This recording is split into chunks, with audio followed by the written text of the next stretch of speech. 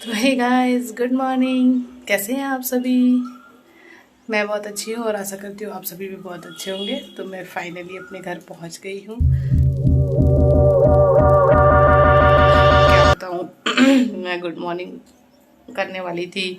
सारा काम ख़त्म करने के बाद मैंने सोचा कि आराम से करेंगे नहा धोकर, लेकिन यहाँ नहा धोकर इतना काम है कि मैं कब नहाऊँ, कब फुर्सत पाऊँ, कब करूँ। इसलिए मैंने सोचा नहीं, आपको पहले दिखाती हूँ कि 2 दिन के लिए आप घर जाओ या 4 दिन के लिए घर जाओ, लेकिन गंदगी उतनी ही होनी है।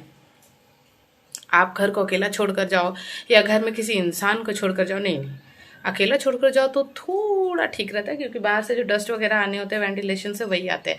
लेकिन अगर घर में किसी आदमी को छोड़कर जाओ, किसी आदमी को तो घर का सत्यानाश ही होना है, क्योंकि वो लोग कुछ नहीं करते हैं।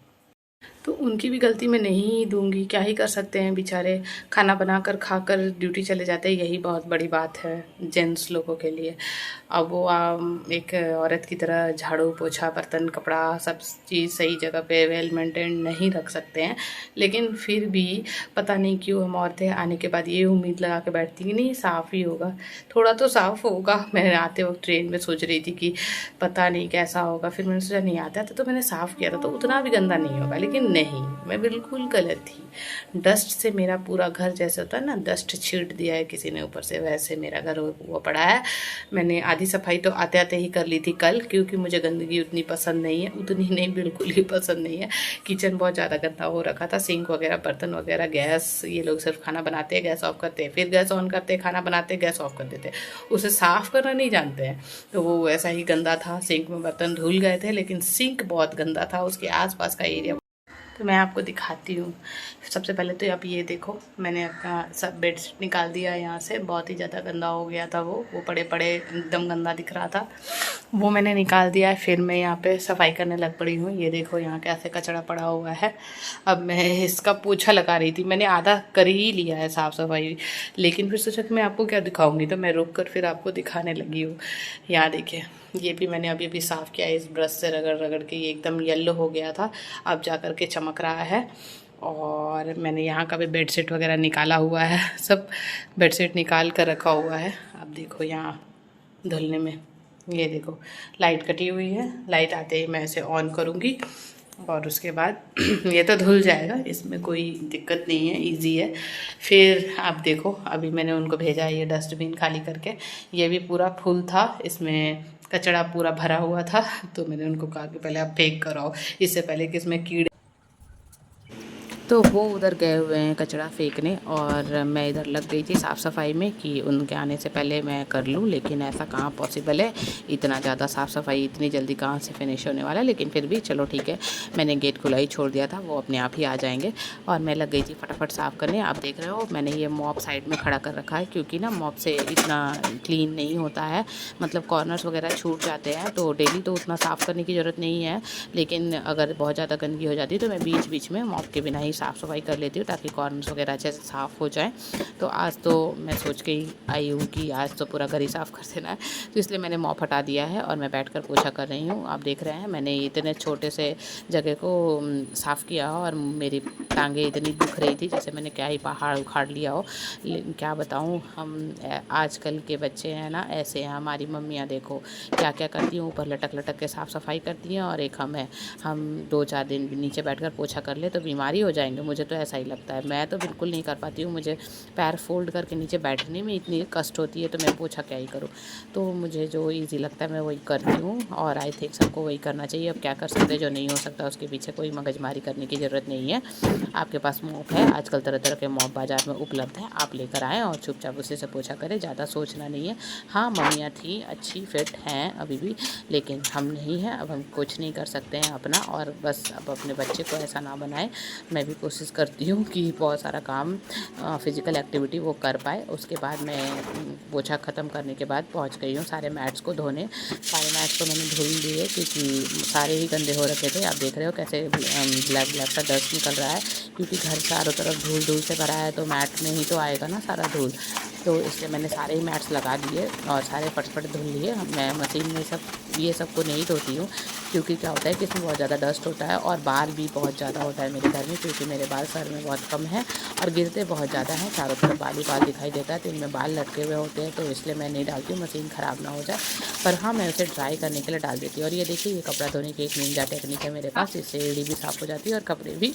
तो ये धोल कर मैंने मशीन में डाल दिया। उसके बाद मैं आ गई थी नहा धोकर, फिर मैंने थोड़ा सा घर में पूजा पाठ कर लिया, क्योंकि मुझे जाना था मंदिर।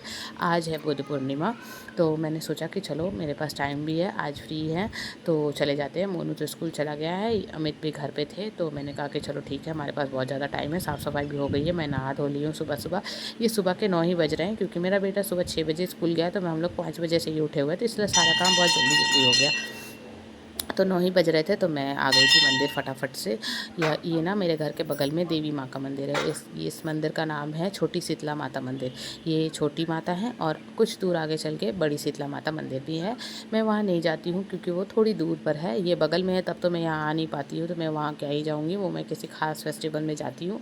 और बाकी जब कभी मुझे टाइम मिलता है या जब कभी मेरा मन उदास होता है, मुझे बहुत टेंशन हो रहा होता है, तो मैं चुपचाप यहाँ आकर कुछ देर बैठ जाती हूँ, तो मुझे सच्ची बहुत ज़्यादा शांति मिलती है। और हाँ, जब कभी भी मुझे थोड़ा लगता है कि नहीं मंदिर जाना चाहिए, तो मेरे पास कुछ हो ना हो, मैं एक लोटा जल लिए पहुंच जाती हूँ यहाँ, और जल चढ़ाकर फिर घर चली जाती हूँ। तो मुझे बहुत ज़्यादा अच्छा लगता है। यहाँ पे देवी माँ है, देवी माँ की पूजा होती है। यहाँ पे लोग बहुत ज़्यादा विधि विधान से पूजा करते हैं। तो मुझे उतना विधि विधान आता नहीं है, लेकिन मेरी मम्मी कहती है कि जैसे भी आता है पूजा सच्चे दिल से करो तो भगवान तक पहुँच जाती है, तो इसलिए तुम जैसे आता है वैसे कर लिया करो। तो ये आंटी हैं, ये मुझे देख रही थी कि मैं क्या क्या कर रही हूँ, तो मुझे बहुत ऐसे हिचकिचाहट होती है कि भाई मैं कुछ गलत तो नहीं कर रही हूँ, लेकिन माँ ने कहा है कि जैसे आता है वैसे करो, तो बस मैं वैसे कर लेती हूँ। फिर मैं आ गई थी घर, और आज बहुत ज़्यादा काम था, इसलिए मैं जानती थी कि मैं थक जाऊँगी, तो मैं नाश्ता नहीं बना पाऊँगी, इसलिए मैंने अपने हस्बैंड को कहा था कि आप बाहर से कचौड़ी सब्ज़ी लेते आना, तो वो लेते आए थे, और फिर हम लोग दोनों ने नाश्ता कर लिया। 10 बजे तक हम नाश्ता कर लिए थे। उसके बाद थोड़ा रेस्ट करने के बाद मैं आ गई खाना बनाने। और ये जो स्पेशल डिश आज बन रही है, इसको कहते हैं सीताफल। सीताफल के फूल, सीताफल नहीं, सीताफल फल है और उसके ये फूल है। सीताफल को कोहड़ा भी कहते हैं। आप अपने साइड में इसे क्या कहते हैं, आप ज़रूर इसे कमेंट में बताना, मुझे नहीं पता, मुझे बस सीताफल और कोहड़ा ही पता है। और मैं जो ये बना रही हूँ जिसका नाम है बचका, इसको मैं बेसन में लपेट के बनाऊँगी, और इसे भी आप किसी और नाम से जानते हैं तो आप मुझे प्लीज़ ज़रूर बताना, क्योंकि मुझे कोई आइडिया नहीं है। तो ये मैं कैसे बनाती हूँ मैं आपको बताती हूँ। मैं बेसन ले लेना है, बेसन में ज़्यादा कुछ नहीं, सिंपल सी रेसिपी है। बेसन ले लेना है, बेसन में हल्दी, नमक, गोल गोल मिर्च और लाल मिर्च पाउडर, ये सारा को डालकर मिक्स कर लेना है। एक हल्का सा बैटर बना लेना है, और उसमें फिर आपको वो जो फूल आपने रखा है उसे अच्छे से वॉश करके लपेट कर छान देना है। बस यही है प्रोसेस। लेकिन खाने में इतनी टेस्टी लगती है, जितनी कम मेहनत है ना उसकी 2 गुनी टेस्ट आती है इसमें से। बहुत मज़ा आता है। आप कभी चावल के साथ इसे ज़रूर ट्राई करना। ये मार्केट में ईज़िली अवेलेबल है, मार्केट में मिल जाती है, हमारी तरफ तो मिल जाती है। आप कहाँ से देख रहे हो आप बताना, तो मैं बता सकूँगी कि उधर मिलता है या नहीं। तो हमने ये बनाया, साथ में मैंने बनाया था पुलाव, और इधर मेरा पुलाव भी हो ही गया था। पुलाव बनाया था और बनाया था क्या, पनीर, पनीर की सब्ज़ी बनाई थी। मेरा बेटा भी आ ही गया था, वो उसे नीचे गए थे रिसीव करने, वो लेकर आ गए हैं, वो नहीं रहते तो मैं ही जाती हूँ उसे रिसीव करने। तो आते ही उसे बहुत तेज़ भूख लग गई थी, क्योंकि आज ये बहुत दिनों के बाद स्कूल गया था, तो इसका स्कूल में मन नहीं लगा होगा, तो इसने लंच नहीं किया, ये ऐसा ही करता है। तो इसलिए हम फटाफट पहले सोच लिए कि चलो खाना बन ही गया है तो फिर खा ही लेते हैं साथ में, उसे भी खिला देंगे। तो हम लोग जल्दी जल्दी खाना वाना खाकर फिर सोने चले गए, क्योंकि दोपहर का टाइम है, यहाँ बहुत ज़्यादा गर्मी हो रही है, तो आप दोपहर में और कुछ कर नहीं सकते सोने के अलावा। सोने से ही एक ऐसा समय है जो बीत जाता है। तो बस हम समय बिताने के लिए सो गए, क्योंकि शाम में हमें बाहर जाना था। तो फिर हम पहुँच गए शाम में उठकर रेडी होकर।